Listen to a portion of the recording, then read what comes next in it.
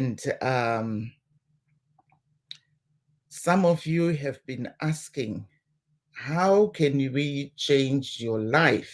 How can I do this? I've been in and out of relationships. I have been in and out of jobs, and things are just not working well. What can I do? And I am here to give you a few nuggets on how to do that. Sorry, my screen cannot change, so you might not be able to see my face today, but let's just listen to my voice because I don't know what was going on earlier, but I was able to fix it. So thank you so much for coming in today. As you are coming in, let me know where you're tuning in from. And for those that have already joined, please invite your friends so that we can talk about this topic. I know a lot of people have been asking me, Rose, what's going on in the world? How can we change our lives? How can we do this? And I always tell them that the first thing that you need to do is to find who you are. Go on a self-discovery journey. Who are you? What do you want in life? What do you want in the relationships? What do you want in friendships? What do you want in your career? A self-discovery journey is something that is very personal. A self-discovery journey is something that you have to commit yourself to. Because if you don't commit yourself to it and wait for somebody else to do it for you, your life will remain stagnant. So thank you so much for joining me today. My name is Rosemary Mpambwa. I'm a love coach or a relationship coach and a retreat leader. As you are tuning in, let me know where you are tuning in from. We always have uh, these shows on Tuesdays, and today is Tuesday, and we are here live talking about, are you ready to change your life? Are you ready to make a U-turn in your life? But how do you do this? I am here to give you the few nuggets. Number one, find who you are. What do you like? Huh? What makes you happy? What makes you tick? Are you a uh, a people pleaser? Somebody who always wants to make other people happy. I was like that.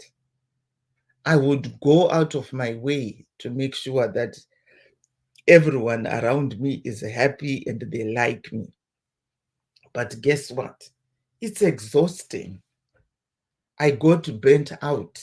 I got to a point where I was lost. I didn't know who I was. I didn't know exactly what I wanted in life because I was so focused on making everybody else happy but myself. I had to sit down again and find out exactly what I wanted. Who am I? Who is Rosemary? What do I want? Because after you have done what you need to do to make other people happy, you go home and you are with yourself. Do you see what I mean? You make everybody else happy out there. Your children, your husband, your partner, your boyfriend, your colleagues, your sisters, your families, your parents, your aunties, your whole village. But when you go to sleep, you are on your own. And when you are in your thoughts, you are on your own. What are you thinking of? Are you having some regrets thinking, oh my goodness, why did I have to go out of my way to make so and so happy?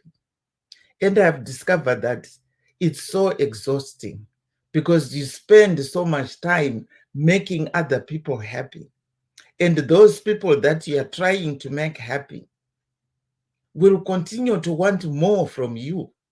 And when they want more, it means You have to go another extra mile out of your way to make them happy. And guess what? People will never have enough. People will never have enough of you. People will never have enough from you. So you are going to continue overstretching yourself just so that you can make other people happy. But my question to you today is, are you happy? Are you happy with yourself? Are you happy with what you are doing to everybody else? Well, I have a few questions for you. How would you feel if you could, number one, confidently step into your authentic self, unafraid to be seen or to be heard? For example, to say no. I am not going to do that for you today. And they will ask you why. And you tell them, because I can't. I can't continue doing this. And look at their faces when you step up to yourself and say no. And when you say no and mean it. Number two, how would you feel if you could discover lasting freedom from your negative thoughts, your shame, your self-judgment, and your self-limiting beliefs?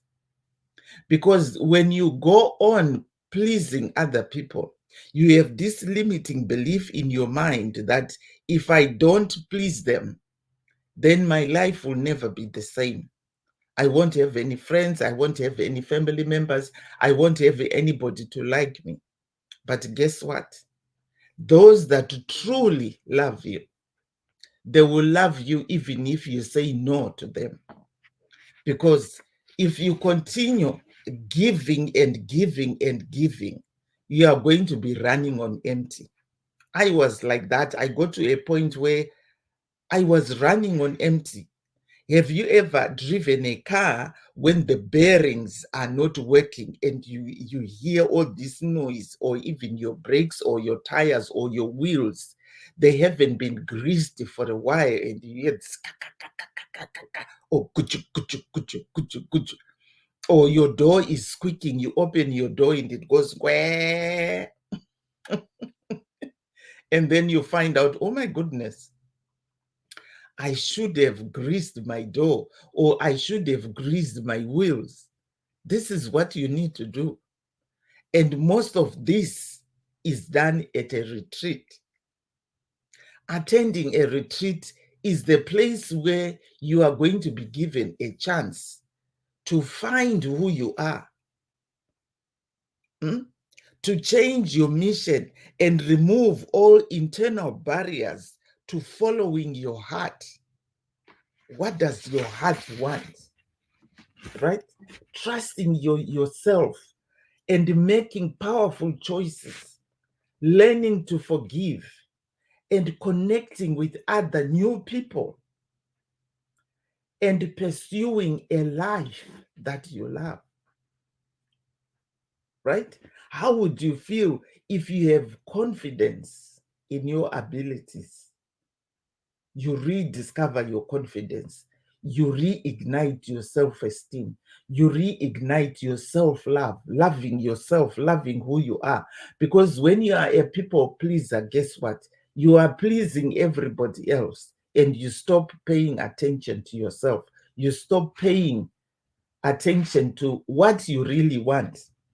How would you feel if you would come out of the retreat with clarity of who you are, about the goals that you want to pursue in life, and you know you are no longer held back with the self-doubt, the uncertainties, and all the insecurities that you have been made to believe by other people that continue to drain or to suck on your energy.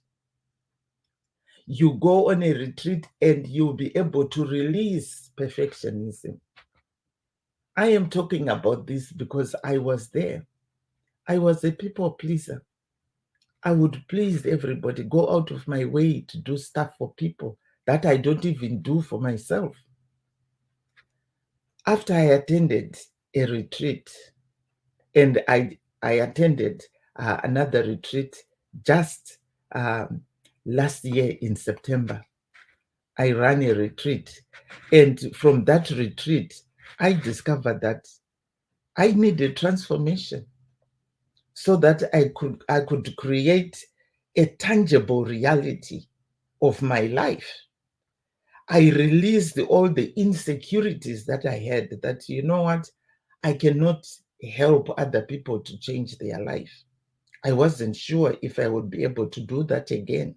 But from that retreat in September last year, I discovered that there is so much that I have to offer to the world, because I have been there where you have been there, where you are right now.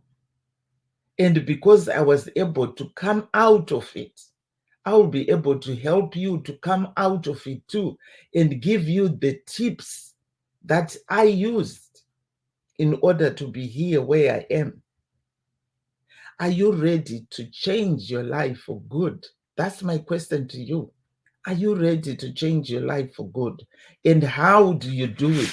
Because if you continue being in the same environment where the insecurities or the negative thoughts have been created, you will never be able to move forward. Right? There's a saying that says, you can never solve a problem in the same environment as it was created. Is the same thing as when you are in a toxic environment, toxic relationship. You cannot heal yourself or your heart if you remain in that toxic environment. What you need to do is to remove yourself from that toxic environment. Go to a place where it's free of all that negative energy. Because whatever happens to us is energy. We are a ball of energy. Wherever we go, we attract what we exude. So if you are full of negativity, if you are full of toxicity, if you are full of insecurities, these are the people that you will continue to attract in your life. And how do you change it?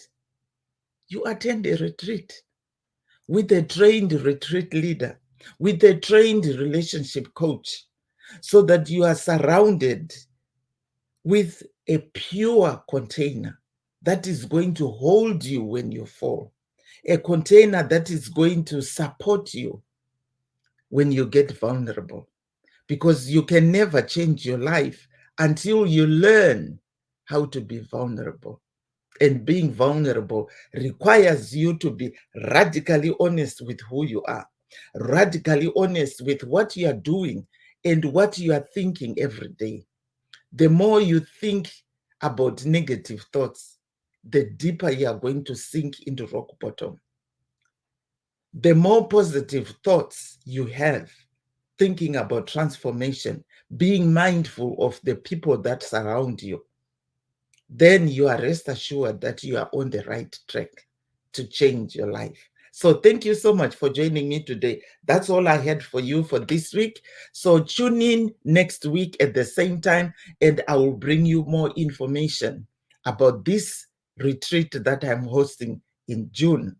Thank you. If you want more information about this retreat, reach out to me on my email address, or you can find in the comment section the contact information.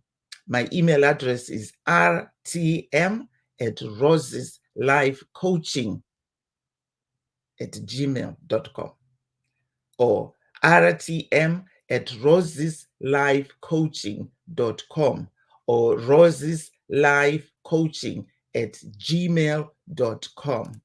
Thank you so much. I will see you next week. Bye-bye for now.